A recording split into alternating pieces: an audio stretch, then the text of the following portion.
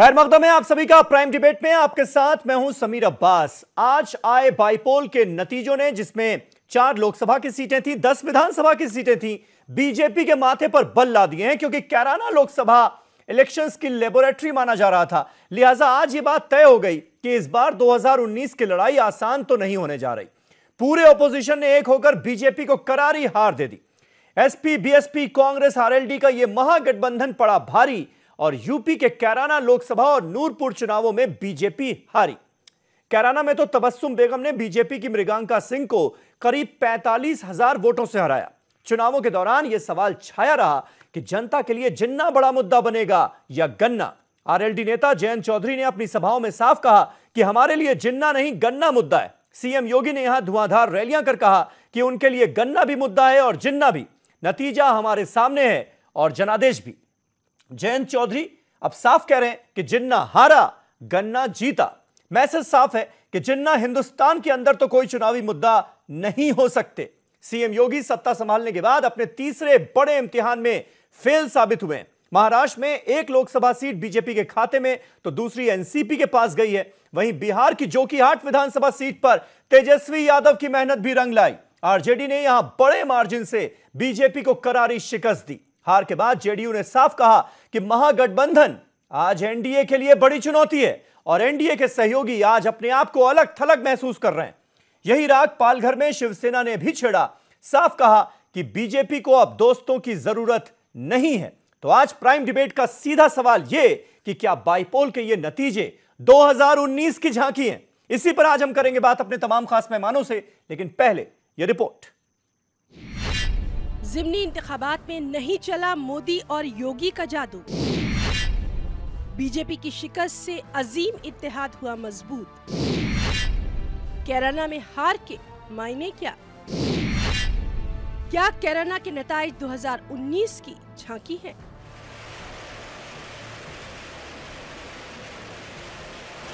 मुल्क में 4 लोकसभा और 10 असेंबली सीटों के लिए हुए ज़िमनी इंतखाबात के बाद 2019 में जीत के दावों की कलई खुल गई। गुज़िश्ता 4 बरसों में बीजेपी की कारकर्दगी में भारी कमी आई है। वहीं उत्तर प्रदेश में गोरखपुर, फूलपुर और अब कैराना और नूरपुर और दीगर सीटों पर बीजेपी की हार ने मोदी हुकूमत को झटका दे दिया। 28 मई को जब मुल्क की 10 रियासतों में 14 सीटों के लिए ज़िमनी इंतखाबात हुए तो बीजेपी का हदफ 2019 ही था। मगर अब नताइज के बाद जहां अपोजिशन को इत्तेहाद का रास्ता मिल गया, वहीं बीजेपी अब 2019 के जश्न और अपोजिशन के इत्तेहाद पर फिक्रमंद है। झूठ और जुमलेबाज सरकार पे सच्चाई की जीत है। चल के बहुत अच्छा है। मैं देख रही हूँ कि सब लोग जो है ना बहुत खुश और बहुत आगे चल के बहुत मजबूत अलायंस बनने जा रहा है। बहुत काम हुए हैं केंद्र की सरकार के द्वारा और प्रदेश की सरकार के द्वारा, पर कहीं ना कहीं शायद हम उन बातों को आम लोगों तक समझा नहीं पाए होंगे। पार्टी ने पूरी ताकत से और कार्यकर्ताओं ने पूरे समर्पण से इस पूरे अभियान को अनेकों दिनों से चला रखा था। आप कृपया करके बाई इलेक्शन को बैरोमीटर मानते हैं, हम बड़े इलेक्शन को बैरोमीटर मानते हैं। इसलिए मैंने एक साल में 5-6 जगह की बात कही, उसका हम विस्तार से विचार करेंगे। लेकिन हमारा पूरा ईमानदारी से कहना है कि मोदी सरकार ने जो काम किया है उसका इम्पैक्ट जनता महसूस कर रही है। ये सामाजिक सद्भाव की जीत है, सामाजिक न्याय की जीत है, चौधरी चरण सिंह जी की विरासत की जीत है, समाजवादी नीतियों की जीत है, देश को बांटने वाली राजनीति करने वालों की यह हार है। वहीं कांग्रेस का कहना है कि नताइज से वाज़ेह हो गया कि मोदी हुकूमत की 4 साल की हुसूलियाबियों के दावे खोखले हैं और मुल्क के अवाम ने इसे मुस्तरद करना शुरू कर दिया है। वहाँ के एमपी महोदय ने सवाल उठाए, गलत तरीके से काम किया जाता है, किसान विरोधी निर्णय लिए जाते हैं। ये सारे सवालों को लेकर इस्तीफा दिया था एमपी साहब ने। चुनाव हुआ और भंडारा गोंदिया की जनता ने उस फैसले को सही साबित किया। मोदी जी की कार्यशैली गलत है, इस जीत से उस फैसले पे मुहर लगी। नीतीश कुमार जी को सबक सिखाने का काम किया। ये जनता दल यूनाइटेड का घर रहा और इनको बड़ी हार का सामना करना पड़ा। जनादेश का अपमान करने के कारण और ये जो जीत है जनता की जीत है, लालूवाद की जीत। कैराना ने एक संदेश दिया है कि सामाजिक ताने बाने से छेड़छाड़ करने वाले लोग की राजनीति बहुत दिन नहीं चलेगी। उसी तरह तमाम जगह से जो कि हट ने एक संदेश दिया, वो स्पष्ट है कि नीतीश जी और संघी मनोवृत्ति के लोग, उन्होंने जो मैंडेट की रॉबरी की, उसके बाद तीसरा उपचुनाव है। भाई नतीजे यही है कि देश की जनता को अब ये सब पता चल चुका है कि बिना बीजेपी को सत्ता से अलग किए हुए देश को नहीं बचा पाएंगे आज के दिन।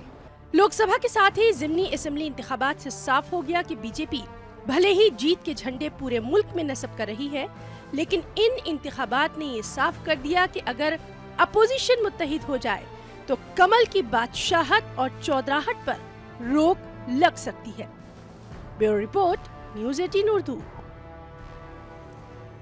तो क्या बाईपोल के ये नतीजे 2019 की झांकी हैं? ये हमारा आज का सवाल, और खास तौर पर बात होगी कैराना और नूरपुर की, और खास तौर पर उसमें भी खास तौर पर कैराना पर बात होगी, क्योंकि कैराना 2019 से पहले लोकसभा चुनावों की लेबोरेटरी माना जा रहा था। महागठबंधन होने के बाद एक बड़ा इम्तिहान था। जिस तरह से गोरखपुर और फूलपुर के नतीजे आए और उसके बाद अब कैराना में जीत हासिल हुई है महागठबंधन को। राकेश त्रिपाठी साहब भारतीय जनता पार्टी के स्पोक्स पर्सन हमारे साथ लखनऊ से जुड़ चुके हैं। सुनील साजन साहब समाजवादी पार्टी के स्पोक्स पर्सन हमारे साथ हैं। सीनियर जर्नलिस्ट रामेश्वर पांडे साहब लखनऊ स्टूडियो में आ चुके हैं। साथ ही साथ कुछ और खास मेहमान हमारे साथ जुड़ने वाले हैं। अभय दुबे साहब national spokes person Congress party के हमारे साथ होंगे। अरविंद निषाद साहब जेडीयू के स्पोक्स पर्सन पटना से हमारे साथ इस बहस में जुड़ेंगे, और नईम अब्बास बीएसपी के लीडर भी हमारे साथ इस बहस में होंगे। थोड़ी देर में स्क्रीन पर वो नजर आएंगे। लेकिन सबसे पहला सवाल राकेश त्रिपाठी साहब आपसे, जिन्ना हारा गन्ना जीता, आज मानेंगे आप? कहीं ना कहीं कैराना के नतीजों ने यह भी बात साबित कर दी कि इस मुल्क में, हिंदुस्तान में जिन्ना के नाम पर सियासत नहीं हो सकती। जिन्ना के नाम पर जिसको सियासत करना है उसे पाकिस्तान जाना होगा।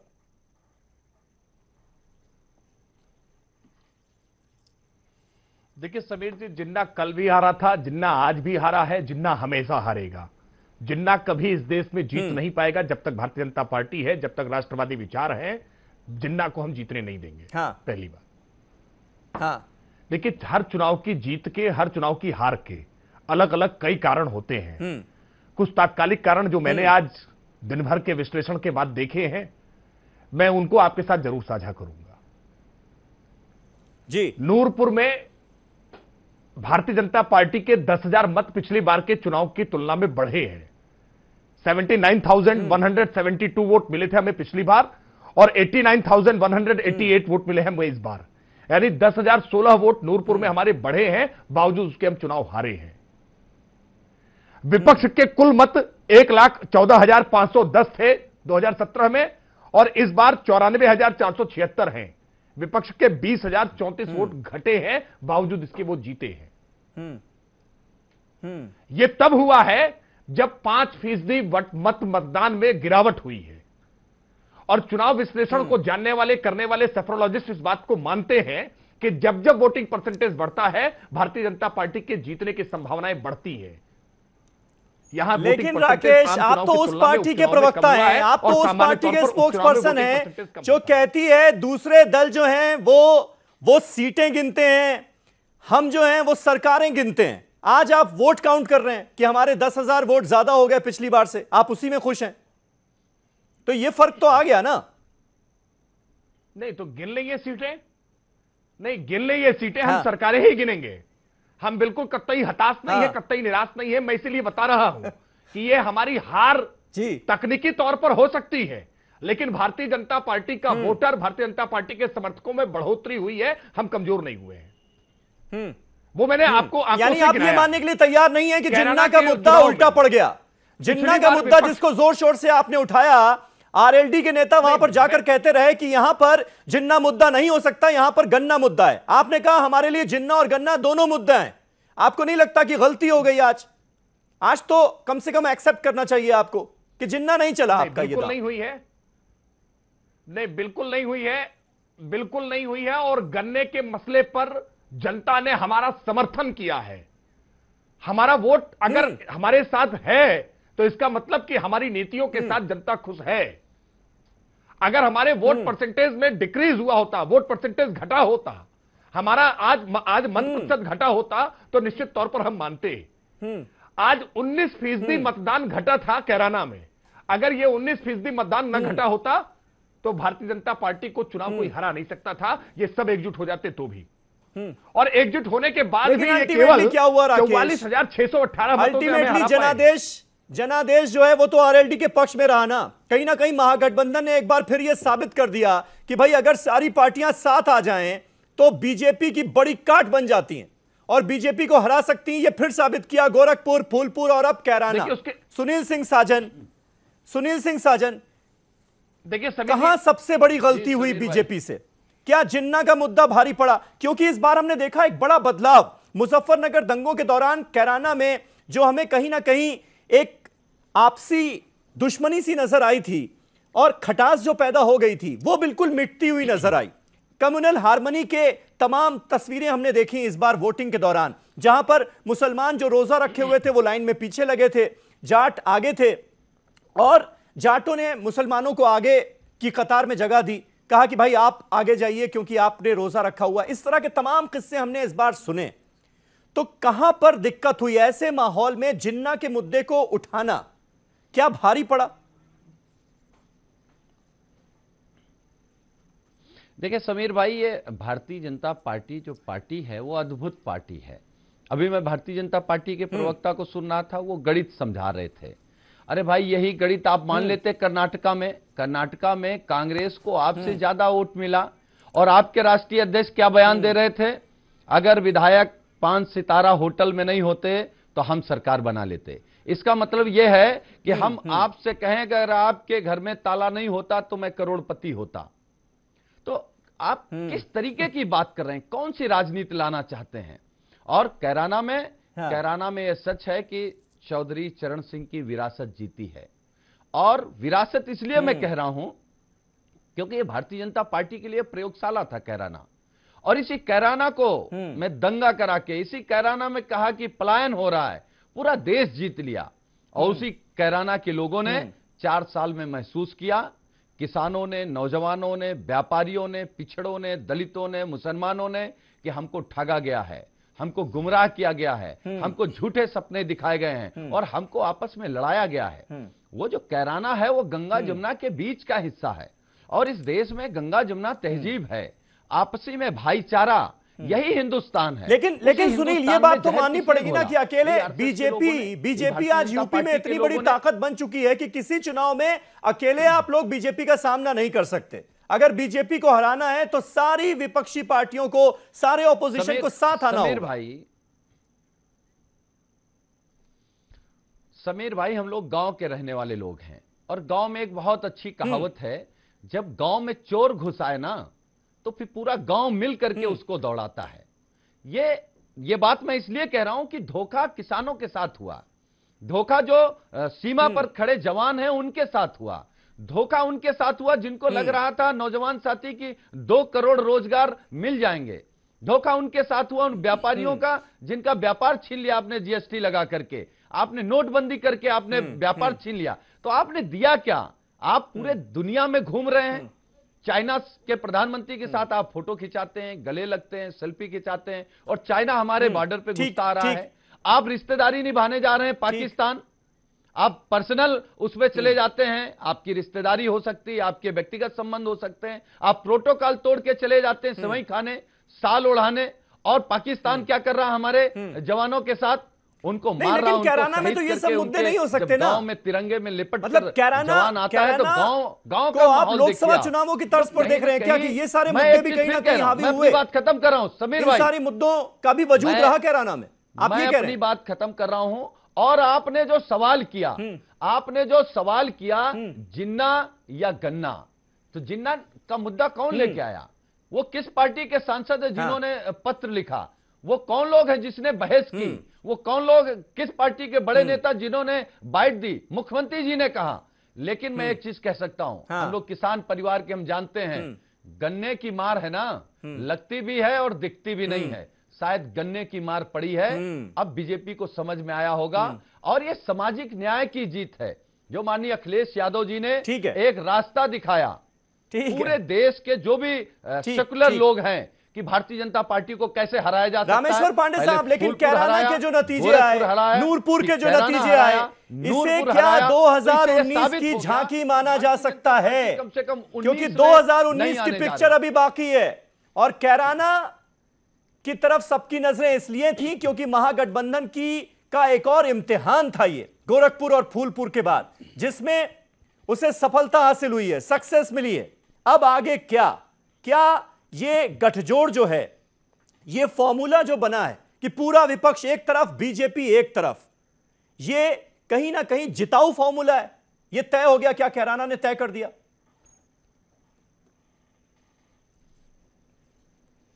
समीर, पहली बात तो यह कि मैं भाजपा के प्रवक्ता की बात भी सुन रहा था, सपा के साथी की भी जी। इस देश में चुनाव देखें तो कहीं वोटिंग परसेंटेज कम होते हैं, किसी पार्टी को कम वोट मिलते हैं और उसकी सीटें ज्यादा आ जाती हैं, किसी को ज्यादा वो वोट पड़ते हैं और तब भी सीटें कम आ जाती हैं। ये लगातार चल रहा है, तो इसलिए इस तर्क के पीछे नहीं छिपा जा सकता। जीत होती है। हाँ। और निसंदेह बिल्कुल भारतीय जनता पार्टी की यहाँ हार हुई है और गठबंधन की जीत हुई है। लेकिन उत्तर प्रदेश में अगर हम ये देखें, मैं ये मानता हूं कि उपचुनाव कतई आम चुनाव का अक्स नहीं होते, दिखाई भी पड़ा है पिछले दिनों। लेकिन एक बात तो सही है कि पूर्वी उत्तर प्रदेश का गोरखपुर लगभग मध्य, उसे पूर्व का हिस्सा ही मान लिए लेकिन वो मध्य, फूलपुर और पश्चिम कैराना, तीनों अगर एक नतीजे देते हैं, फूलपुर और गोरखपुर में तो ये तर्क भी था कि अचानक के नापाक गठबंधन हो गया, बहुत सारी, लेकिन कैराना में तो पूरी तैयारी थी, तैयारी का वक्त था भाजपा के लिए। तो ये तीनों एक मिजाज दर्शाते हैं, वोटिंग पैटर्न भी दर्शाते हैं और इस आधार पर कहा जा सकता है कि पूरे उत्तर प्रदेश के उपचुनाव ने एक नतीजा दिया है, वो नतीजा भाजपा के खिलाफ है। यह वेकअप कॉल है। मैं कहना चाहूंगा भाजपा के साथियों से, वेकअप कॉल है, सही बात। सबसे ज्यादा संजीदा बयान अमित शाह ने दिया। ये भाजपा, ये सारे प्रवक्ता कहते रहते हैं बहुत सारी बातें, अमित शाह ने बहुत ही संजीदगी से यह माना कि निसंदेह यह गठबंधन हमारे लिए एक चुनौती है। भाजपा के प्रवक्ता साथी तो चुनौती भी मानने को तैयार नहीं है, जो दिक्कत है। मैंने हालांकि निजी बातचीत को मैं कोट नहीं करता स्क्रीन पर, लेकिन मैंने आते ही दोनों साथियों को, सुनील साजन को और राकेश जी को बधाई दी। बधाई इसलिए कि यह आपके लिए वेकअप कॉल है और निश्चित रूप पर बहुत समय से वेकअप कॉल है। और तीनों चुनाव तो भारतीय जनता पार्टी आकलन करे, अपना रणनीति पे आकलन करे और नारों पे आकलन करे, इसलिए वेकअप कॉल है। बहुत समय से इनको मिला है वेकअप कॉल और वेकअप कॉल है। गुरूर से काम नहीं चलेगा, ये भी कहीं ना कहीं तय हो गया। अरविंद निषाद साहब हमारे साथ जुड़ गए, जेडीयू के स्पोक्स पर्सन है। नईम अब्बास साहब बीएसपी की तरफ से भी हमारे साथ स्टूडियो में आ चुके हैं। अरविंद निषाद साहब, बिहार में भी जोर का झटका धीरे से लगा आपको, तेजस्वी यादव की हनक साफ नजर आई, उनकी मेहनत ने रंग दिखाया, ये तय हुआ और कहीं ना कहीं आपको एहसास भी होने लगा इसी हार के साथ कि ये जो महागठबंधन है ये आपके लिए एक बड़ी चुनौती बन चुका है। इसे एक्सेप्ट करेंगे आप? क्योंकि कोई छोटी मोटी हार नहीं हुई है इस विधानसभा सीट पर बाईपोल में। तेजस्वी यादव खुद कह रहे हैं और ये अंतर साफ नजर भी आ रहा है कि जितने वोट आपको मिले उतने वोट से वो जीते हैं। ऐसा क्यों हुआ? यह जो हमारे यहाँ जोकीहाट उपचुनाव का जो परिणाम आया है, वह परिणाम मैं राष्ट्रीय जनता दल के पक्ष में मैं नहीं मानता हूँ। उस इलाके में जो हमारा बिहार का जो पूर्वांचल है, उस इलाके में स्वर्गीय तस्लीमुद्दीन साहब की खासा प्रभाव रहा है और उनके प्रभाव के कारण उस इलाके में उनके परिवार के लोगों की जीत हुई है। ये परिवार के सहानुभूति लहर की जीत हुई है। इसलिए मैं राष्ट्रीय जनता दल के नेता और तेजस्वी यादव की जीत को मैं नकारता हूं। एक दूसरी बात, निशात साहब जिस लॉजिक का आप जिक्र कर रहे हैं वो लॉजिक तो कैराना में भी चलना चाहिए था ना। मैं बिहार के संदर्भ में मैं बात कर रहा हूं समीर साहब। एक दूसरी बात, अभी अभी अभी अभी अररिया लोकसभा उपचुनाव के रिजल्ट मुश्किल से 1 महीना पहले आए हैं। अररिया लोकसभा में 6 विधानसभा क्षेत्र हैं। 6 विधानसभा में 4 विधानसभा में राष्ट्रीय जनता दल की करारी हार हुई है। 6 में से 2 विधानसभा में ही जीत हुई और उसी के बदौलत राष्ट्रीय जनता दल लोकसभा में चुनाव जीता है। और मैं आपको कट गया, ठीक है, हेलो, ठीक है, सुनाई पड़ रही है? जी जी अरविंद साहब मैं आता हूं आपके पास। नईम अब्बास भी आ गया हमारे साथ। ब्रेक से पहले उनसे एक रिएक्शन ले लूं। नईम अब्बास साहब, अब ये मजबूत जोड़ बन चुका है क्या, जो कि फायदा भी दे रहा है? एसपी, बीएसपी, आरएलडी, कांग्रेस सब एक यूपी में। समीर जी बिल्कुल मजबूत जोड़ है। और ये जोड़ इसलिए भी बहुत ज़रूरी है क्योंकि देश हित में ये बहुत ज़रूरी है, क्योंकि मोदी जी की जितनी नीतियां हैं वो सारी गलत हैं। और जिस तरीके से मोदी जी ने देश के साथ ये छल किया है, जो वादे किए थे आज तक उस पर कोई भी वादा उन्होंने पूरा नहीं किया है। और जिस तरीके से जनता अपने आप को ठगा सा महसूस कर रही थी, उसका जवाब उन्होंने कैराना और नूरपुर में दिया। लेकिन आप लोगों का साथ आना ब्रांड मोदी की मजबूती भी दिखा रहा है कि ब्रांड मोदी का कितना खौफ है कि सारे एक साथ आ गए बीजेपी से लड़ने के लिए। ये भी तो है ना समीर जी, आप ये भी तो देखिए कि उनका भी 46 पार्टियों से गठबंधन है। ऐसा नहीं है कि ऐसा हमारी तरफ ये, और अभी तो सिर्फ ये 11 पार्टियां जुड़ी हुई हैं, 11 बनाम 47 है। ऐसा नहीं है, ठीक है, कि गठबंधन उनका भी बहुत बड़ा है। और अभी तो हमारा छोटा सा गठबंधन है, तब जाके इतना खौफ बीजेपी के अंदर पैदा हो गया है।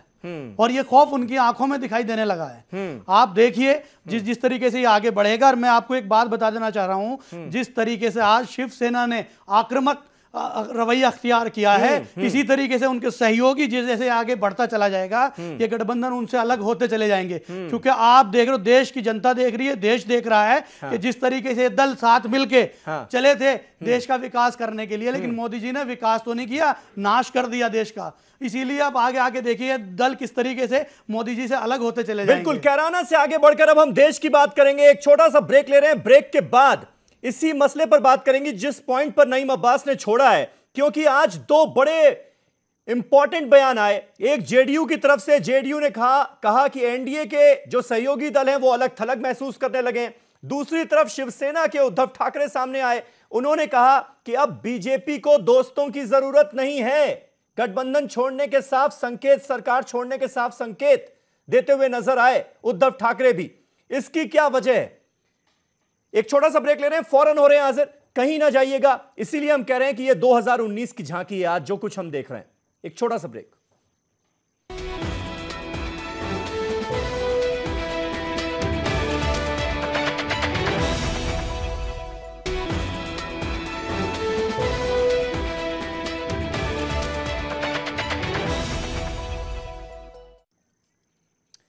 क्या बाइपोल के जो नतीजे हैं वो 2019 की झांकी माने जाएं? ये हमारा आज का सवाल। तमाम खास मेहमान हमारे साथ बने हुए हैं। राकेश त्रिपाठी साहब भारतीय जनता पार्टी से हमारे साथ मौजूद हैं। राकेश, कैराना और नूरपुर की अगर हम बात करें, क्योंकि ये बाइपोल इलेक्शंस थे, जाहिर है जो लोकल मुद्दे थे वो भी हावी थे, लेकिन 2019 में क्या होगा ये एक बड़ा सवाल खड़ा हो गया है, क्योंकि धीरे धीरे करके यूपीए का कुनबा ऐसा लग रहा है बढ़ता जा रहा है। सारे विपक्षी दल एक साथ खड़े हो गए हैं और एनडीए की तरफ से लोग छटते जा रहे हैं, क्योंकि आज 2 बड़े स्टेटमेंट आ गए। शिवसेना ने कहा कि बीजेपी को अपने दोस्तों की कदर ही नहीं है, यानी शिवसेना कितने दिन आपके साथ रहेगी ये बिल्कुल आप तय मान लीजिए कि वो 2019 आपके साथ नहीं लड़ने जा रहे। दूसरी तरफ जेडीयू जो अभी अभी आपके पास आई है वो भी छिटकती हुई नजर आ रही है। वो कह रही है कि गठबंधन में हम अलग थलग महसूस कर रहे हैं। तो दिक्कत तो है 2019 के लिए। नहीं, कोई छिटकेगा नहीं, हमें पूरा भरोसा है। देखिए, जब उपचुनाव होते हैं समीर भाई, तो उपचुनाव के मुद्दे बहुत स्थानीय प्रकृति के होते हैं, अलग अलग प्रकार के समीकरण बनते हैं। इसलिए उपचुनाव के आधार पर आम चुनावों की आधारशिला नहीं रखी जा सकती है।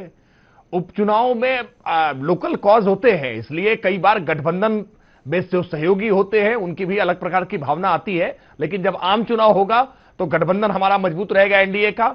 हाँ, यूपीए का जो गठबंधन है वो यूपीए का होगा या थर्ड फ्रंट का होगा, अभी इस पर भी संशय है। और अति महत्वाकांक्षी लोगों का गठबंधन है, नेता कैसे तय होगा ये बड़ा कठिन है, सीटों का बंटवारा कैसे होगा ये बहुत कठिन है। हम पूरे विश्वास के साथ हैं कि हमने उत्तर प्रदेश में, देश में, अलग अलग सरकारों में जिस तरह से काम किया है, उस काम के आधार पर जनता हमारे साथ खड़ी होगी। उपचुनाव में मैंने पहले ही कहा कि मतदान प्रतिशत कम होता है और कम मतदान प्रतिशत से हमारे परिणाम कुछ प्रभावित हुए हैं, यह हो सकता है, लेकिन जब आम चुनाव होगा तो ये परिणाम हमारे पक्ष में आएंगे, ऐसा हमारा पूरा विश्वास है। और उसके कई कारण हैं। जब जब सामान्य चुनाव हुए हैं, चाहे वो विधानसभा के हो, वो स्थानीय निकाय के हो, वो पंचायत के चुनाव हो, भारतीय जनता पार्टी ने अप्रत्याशित सफलता पाई है। लेकिन जब इक्का दुक्का उपचुनाव होते हैं, जैसे मैं विशेष करके कैराना का जिक्र करूं, तो कैराना के चुनाव में दो बातें मैंने विशेष तौर पर देखी। एक, विपक्ष ने इस बात का प्रोपेगेंडा, दुष्प्रचार पूरी तरह से फैलाया कि उत्तर प्रदेश में एक भी मुस्लिम सांसद नहीं है और इसके चुनाव जीतने या हारने से नरेंद्र मोदी जी की सरकार पर कोई असर नहीं आएगा, पॉलिसी पर कोई असर नहीं आएगा, विदेश नीति पे, रक्षा नीति पे किसी तरह का कोई असर नहीं आएगा, लेकिन एक मुसलमान सांसद हो जाएगा। और ऐसा करके एक पर बड़ी पैमाने पर पोलराइजेशन मुसलमानों के बीच में ध्रुवीकरण कराने में कामयाब हुए, एक बात। और इसमें उन्होंने जमीयत उलमाए हिंद का भी सहारा लिया। इसका जिम्मेदार कौन है राकेश? अगर विपक्ष को ऐसी बातें करने का मौका मिला, अगर आपकी पार्टी भी मुसलमानों को टिकट देती तो शायद ऐसी बातें विपक्ष फैलाने में कामयाब नहीं हो पाता। नहीं, मैं मानता हूं समीर जी, जनप्रतिनिधित्व कानून 1951 उसकी धारा 123 उपधारा 3 इस बात को विस्तृत रूप से व्याख्यायित करती है कि यह कानूनन अपराध है, जुर्म है। आप मजहब के आधार पर किसी से वोट देने की अपील ना कर सकते हैं, ना किसी को ना वोट देने की अपील कर सकते हैं। हम इलेक्शन कमीशन भी इसके खिलाफ हैं। वो गलत है। कमीशन को इस पर मैं टिकट का जिक्र कर रहा चाहिए था और चुनाव प्रक्रिया क्योंकि आपकी पार्टी ये खुले तौर पर राकेश कहती है ना कि हम मुसलमानों को टिकट नहीं देते क्योंकि मुसलमान हमारी पार्टी से जीत कर नहीं आते। ये तो खुले तौर पर आप लोग मानते हैं। नहीं, बिल्कुल। आपको लगता है कहीं ना कहीं इस तरह के बयानों का भी नेगेटिव असर पड़ा है क्योंकि 5.5 लाख मुस्लिम वोटर हैं कैराना में, वो कहीं ना कहीं ऐसे बयानों से नाराज होते हैं। जब आप जिन्ना से जोड़कर उनको देखते हैं, उनके ऊपर तोहमत लगाते हैं, तो वो नाराज होते हैं, वो छिटकते हैं बीजेपी से। उम्मीदवार, जिताऊ उम्मीदवार भारतीय जनता पार्टी से टिकट के लिए आवेदन करेगा तो निश्चित तौर पर भारतीय जनता पार्टी विचार करेगी। योग्य जिताऊ उम्मीदवार राष्ट्रवादी विचार के साथ भारतीय जनता पार्टी से टिकट के लिए आवेदन करेगा तो जरूर विचार करेंगे। लेकिन मैं एक और बात साथ में जोड़ूं, चौधरी चरण सिंह जी के नाम का जिस तरह से उपयोग करके भावनात्मक अपील की गई कि चौधरी चरण सिंह की पार्टी समाप्त हो जाएगी, उनके जो विरासत संभाल रहे चौधरी अजीत सिंह जी हैं, जैन चौधरी जी हैं, इनका करियर समाप्त हो जाएगा क्योंकि एक भी विधायक नहीं है, एक भी सांसद नहीं हमारे, एक सांसद बच जाने से कोई फर्क नहीं पड़ेगा। आप आम चुनाव में जिसको वोट करना हो करिएगा, लेकिन अभी हमारी इज्जत बचा लीजिए। तो ये भावनात्मक अपील ने जाटों को भी गोलबंद करने का काम किया है, यह प्राथमिक तौर पर दिखाई पड़ रहा है। मैं मानता हूं इस प्रकार के कारण ये इमोशनल अपीलें तो होती हैं। सुनील साजन, ये क्या कोई नई बात है? ये क्या कोई नए तरह की इमोशनल अपील थी? और जहां तक इमोशंस का सवाल था तो वो तो कैराना में सबसे ज्यादा मृगांका सिंह के लिए इमोशंस थे क्योंकि उनके पिता की ये सीट खाली हुई थी उनके निधन की वजह से, इसलिए सिंपैथी वेव जो थी वो तो उनके पक्ष में थी। समीर भाई, क्योंकि मैं भारतीय जनता पार्टी के प्रवक्ता को सुन रहा था, अब पता नहीं कहां से ज्ञान लाते हैं और कैसी बात करते हैं। मैं कह रहा हूं कि आपने सच कहा कि अगर सबसे ज्यादा इमोशन किसी के लिए था तो भारतीय जनता पार्टी की कैंडिडेट के लिए था, लेकिन वहां इमोशन से ज्यादा गुस्सा था। किसानों का गुस्सा, पिछड़ों का गुस्सा, दलितों का गुस्सा, जिन लोगों को ठगा गया, जिनको गुमराह किया गया, उनका गुस्सा ज्यादा भारी पड़ गया इमोशन पर। और ये कह रहे हैं कि कोई फर्क नहीं पड़ता। कैराना में इस बात का जिक्र हो रहा था कि फर्क पड़ता है। इसी कैराना में भारतीय जनता पार्टी के लोगों ने, आरएसएस के लोगों ने पूरे देश में बदनाम किया कैराना की एकता और अखंडता को, गंगा जमुना तहजीब को खंडित किया है। तो लोग वहां इसलिए नहीं कि आप कैराना आपको हरा देंगे, वो ये साबित करना चाहते थे कि भारतीय जनता पार्टी ने गुमराह किया था, उन्होंने जहर घोला था। उस जहर को मोहब्बत में, प्यार में बदलने के लिए वहां के किस वर्ग के लोगों ने गठबंधन की मदद नहीं की? सबने की। जो इनके साथ घूम रहे थे उन्होंने भी की, क्योंकि उनमें राष्ट्रभक्त था। राष्ट्रभक्ति केवल भाषण दे देने से नहीं आती, राष्ट्रभक्ति आती है आपके देश में, जो भी है उससे आप नफरत मत करो, आप प्यार करो एक दूसरे के लिए। वहां आपने सच कहा कि वो दृश्य भी देखने को मिला जो पूरे देश में कहा गया कि जाट और मुसलमान एक दूसरे को देखकर बर्दाश्त नहीं कर सकता, लेकिन 28 तारीख को क्या देखने को मिला कि जाट आगे अगर लगा था तो वो पीछे आ गया और उसने कहा कि आपका रोजा है, आप पहले वोट डालो, धूप में मत खड़े हो, उसके बाद हम लगे रहेंगे। तो ये प्यार कहीं ना कहीं ये असली हिंदुस्तान दिखा, जिस हिंदुस्तान को भारतीय जनता पार्टी और आरएसएस खत्म करना चाहती थी, जिसके खिलाफ साजिश का, यही असली हिंदुस्तान है। आप किस हिंदुस्तान की बात करते हैं? आप किस देशभक्ति की बात करते हैं? आप नफरत फैलाकर के देशभक्ति की बात करते हैं। आपको लगता है ये एक बहुत बड़ा पॉइंट है, और जिस हिसाब से 45,000 वोटों का मार्जिन है, और जिस तरह से तबस्सुम बेगम जीती हैं, कहीं ना कहीं बहुत फर्क पड़ा है। और चाहे मुसलमान जो कि 5.5 लाख हैं, 2.5 लाख दलित हैं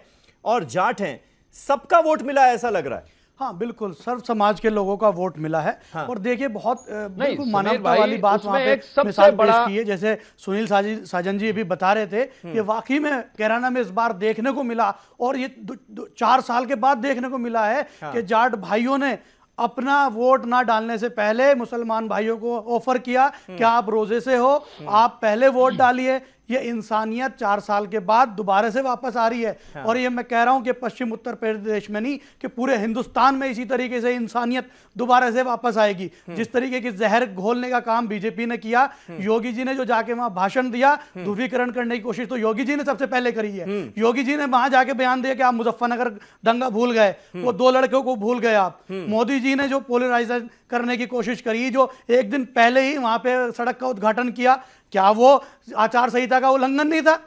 आप ये देखिए जिस तरीके से देश के प्राइम मिनिस्टर अपनी गरिमा को नहीं रख पा रहे हैं और भूल गए बिल्कुल भी कि ये सिर्फ एक चुनाव हो रहा है, छोटा सा चुनाव है, उपचुनाव है, और वो उस चुनाव में उतर जाते हैं, अपनी बागडोर अपने जिम्मे ले लेते हैं। और किस तरीके से बीजेपी के लोगों ने ये कहा कि अगर कैराना में तबस्सुम हसन जीती तो पाकिस्तान में पटाखे फूटेंगे। बार बार ये पाकिस्तानियों का जिक्र लेके आ जाते हैं। ये किसने कहा? सिर्फ बीजेपी के लोग ही तो एक ध्रुवीकरण करने की कोशिश कर रहे थे। लेकिन कैराना ने इंसानियत दिखाई, भाईचारा दिखाया और ये गठजोड़ दिखाया कि हाँ आपस में हिंदू मुस्लिम सिख ईसाई मिलकर रहेंगे और इस बार ईद भी अच्छी तरीके से मनाएंगे। क्योंकि योगी जी ने जो कहा कि मैं हिंदू हूं, मुझे हिंदू होने पे गर्व है, मैं ईद नहीं मनाता, तो आज सुन लीजिए राकेश जी, ये पूरा हिंदुस्तान सब मिलके, सर्व समाज मिलके अब ईद मनाने जा रहा है। जो जहर आपने घोला था वो जहर खत्म हो गया है और ईद की मिठास से वो सब चीज खत्म हो जाएगी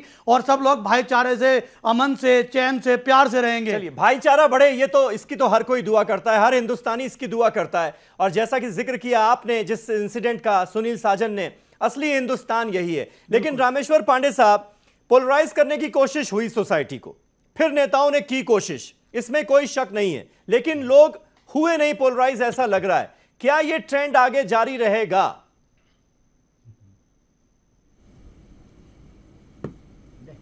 समीर, मैं बस वहां मेरठ में संपादक रहा हूं, चप्पे चप्पे से वाकिफ हूं, मिजाज से वाकिफ हूं।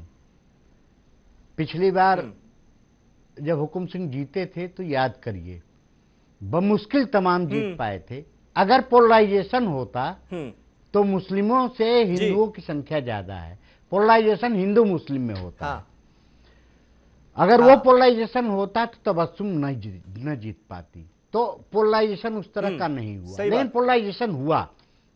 2 मुस्लिम घराने अपनी आपसी दुश्मनी भूल के एक हो गए थे, सारी कोशिशें हुई। लेकिन एक चीज मैं कहूंगा बहुत ही शुभ संकेत है, चौधरी चरण सिंह की विरासत थी। चौधरी चरण सिंह बहुत ही पुराने आर्य समाजी थे और आर्य समाजी थे। मुझे यहाँ कोट करने में कोई हर्ज नहीं कि निजी बातचीत में वो मुस्लिमों को, जितना आर्य समाज कितना आक्रामक रहता है मुस्लिमों के प्रति, मजाक में वो कहते भी थे। लेकिन चरण सिंह जब टिकट देते थे तो चौधरी चरण सिंह का जाट मुस्लिम एकता इतना मजबूत था कि पूर्वी उत्तर प्रदेश तक पिछड़े और मुस्लिम एक बड़ी मजबूत बुनियाद थी पश्चिमी उत्तर प्रदेश में। इस बार आंशिक तौर पर ही सही, पूरी तरह नहीं, यह दिखाई पड़ा कैराना में। वो इस अपील के नाते राकेश जी की बात से सहमत हूं कि अगर यह राज चौधरी का छोरा है, खत्म हो जाएगा। चौधरी चरण सिंह के प्रति जो आसक्ति है लोगों की, जो प्यार है अभी भी, और जाटों में, तो चौधरी चरण सिंह, तो अगर जाट और मुस्लिम यह एकता फिर बनती दिख रही है तो ये सामाजिक समरसता की एकता है, ये लोकतंत्र की बुनियाद की एकता है, और ये हिंदुस्तान को जो एक धर्मनिरपेक्ष हिंदुस्तान है उसकी एकता है। और अगर इसके बीज अंकुरित हो रहे हैं, जो पश्चिमी उत्तर प्रदेश में जाट मुस्लिम दरार थी, या जो दलित जाटो था, अगर ये टूटता है, इसका अंकुरण भी शुभ संकेत है हिंदुस्तान की जमहूरियत के लिए, उत्तर प्रदेश की जमहूरियत के लिए, उत्तर प्रदेश की अपनी सामाजिक समरसता के लिए। बिल्कुल सही कह रहे हैं आप। तो इस लिहाज बिल्कुल सही कह रहे हैं आप, क्योंकि चुनावों के लिहाज से जब हम देखते हैं तो एक बात कही जाती है कि जाति है कि जाति नहीं, स्वागत किया जाना, और वो जाति जाती हुई नजर आ रही है। मेल मोहब्बत की नई सियासत के संकेत दिए कैराना के लोगों ने। अरविंद निषाद साहब के पास मैं जाऊंगा, बहुत देर से इंतजार कर रहे हैं। निषाद साहब, मैं आपसे जानना चाहूंगा, केसी त्यागी साहब ये कह रहे हैं कि जेडीयू जो है वो महागठबंधन में अलग थलग महसूस कर रही है। ये अपने आप में बहुत बड़ी बात है, बड़ा बयान है। अभी जुमा 4 दिन हुए आप लोगों को एनडीए के साथ आए हुए, और उसके बाद अभी से वो महसूस करने लगे, तो क्या माना जाए कि अब एनडीए से छिटक कर यूपीए का दामन थापने जा रहे हैं क्या आप लोग? इसकी संभावना, इसकी नहीं, देखिए ऐसे नहीं, ऐसी कोई संभावना नहीं है, ऐसी कोई संभावना नहीं है, ना कोई निकट भविष्य में हम इस तरह के हमारी पार्टी कोई कृत्य करने जा रही है। एक दूसरी बात, हमारी पार्टी की ओर से जो वर्डिक्ट आया है वो एनडीए के संदर्भ में आया है। पिछले 8-9 महीने से जब से हम एनडीए में शामिल हुए हैं, एनडीए की राष्ट्रीय स्तर पर कोई बैठकें नहीं हुई है, बिहार में भी कोई बैठकें नहीं हुई है। इसी के संदर्भ में हमारी पार्टी की ओर से एनडीए में जो एक राय विचार विमर्श, रणनीति, आगे के कार्यक्रम या गवर्नेंस ऑन एजेंडा के तौर पर हम जो शासन चलाने का, जेडीयू की तो वही हालत हो गई जो आपकी यूपीए में थी। यूपीए में भी आपका दर्द यही था कि भाई हम अलग थलग पड़े हुए हैं, आज एनडीए में भी आपकी वही हालत हो गई। तो अब आगे आप क्या करेंगे? तेजस्वी यादव कह रहे हैं कि गठबंधन के दरवाजे आप लोगों के लिए बंद हैं। देखिए वो तो दूसरा पार्ट है, वो दूसरा पार्ट है। हम जहां हैं हम अभी उसकी बात करेंगे। हमने बीजेपी को यह संदेश देने का काम किया है कि हमारे खिलाफ यानी एनडीए के खिलाफ जिस प्रकार से देश भर में लोग इकट्ठे हो रहे हैं, हमको एक समन्वित नीति के तौर पर, आगे रणनीति के तौर पर कार्यक्रम बनाने के लिए हमको इकट्ठा होकर के आज बैठने की जरूरत है। हमने इसी संदर्भ में कुछ बातें कही हैं। एक दूसरी बात, देश भर में डीजल और पेट्रोल के जिस प्रकार से बेतहाशा वृद्धि हो रही है तेल कंपनियों के द्वारा, उस संदर्भ में भी हमने ध्यानाकृष्ट कराया है। इस तरह के मामले देश भर में जो आज रिजल्ट आया है उसमें आप लोग चुप थे, महंगाई पर, बेरोजगारी पर आप लोग बोल नहीं रहे थे। अब आपने इस रिजल्ट के बाद कम से कम बोलना तो शुरू किया। और कहीं नहीं समीर भाई, मैं आपको बीच में रोकता हूं।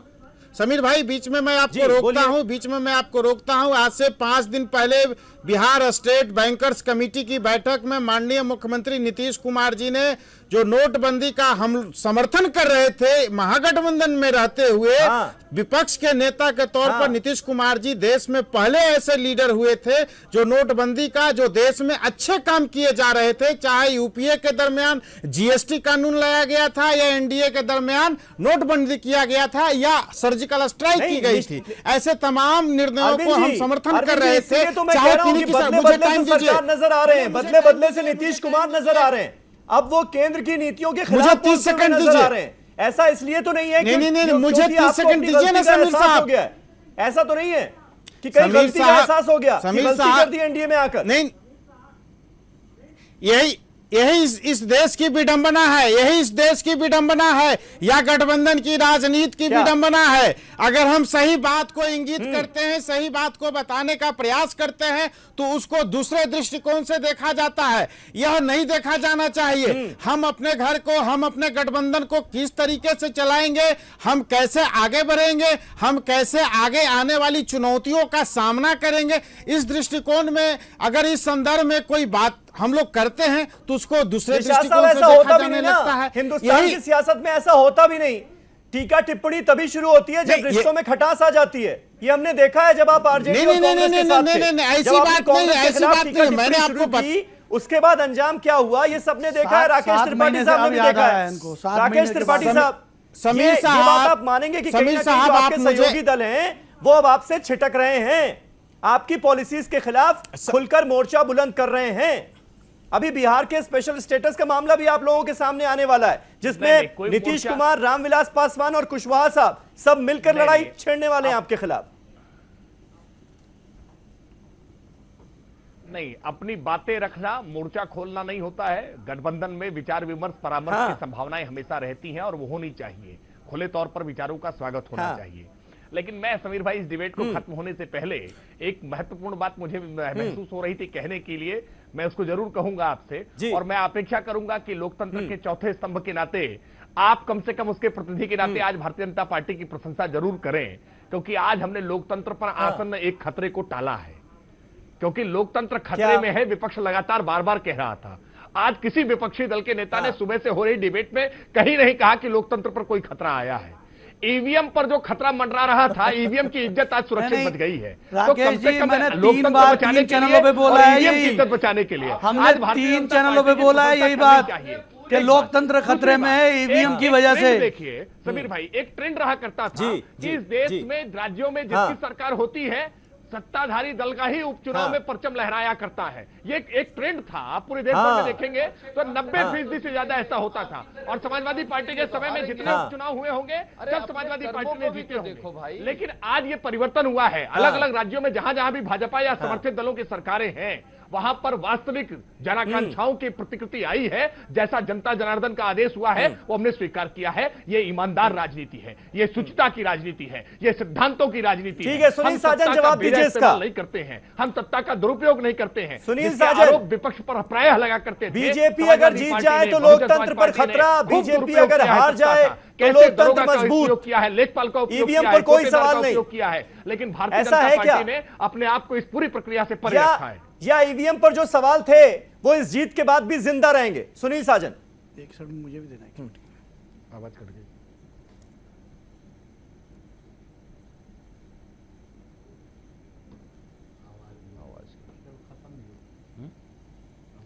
बोलिए बोलिए सुनील साजन।